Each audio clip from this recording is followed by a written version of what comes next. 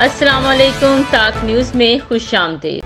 वज़ीर आला खैबर पख्तूनख्वा अली अमीन गंडापुर तशद्दुद और शेलिंग के बावजूद डी चौक इस्लामाबाद पहुंचे। मंजिल बानी PTI इमरान खान की रिहाई है।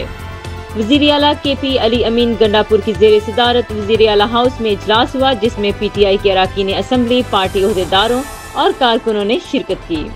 ज़राए के मुताबिक अरकान असम्बली ने कामयाब एहतजाज पर अली अमीन गंडापुर को रवायती पगड़ी पहनाई। अली अमीन ने खिताब में सबका शुक्रिया अदा किया और एहतजाज में खुद पर गुजरने वाले वाक़यात से आगाह किया।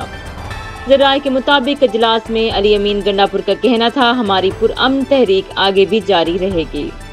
बानी PTI ने जो फैसला किया था उस पर मुकम्मल अमल दरामद किया, अपना हद हासिल किया।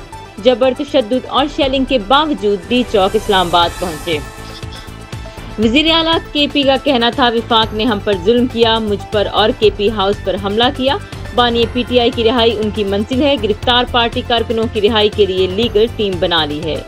दूसरी जानिब वज़ीर public health engineering Khyber Pakhtunkhwa Pakhtunyar ने जियो न्यूज़ से बातचीत में कहा कि वज़ीर आला KP अली अमीन गंडापुर का हौसला बुलंद है।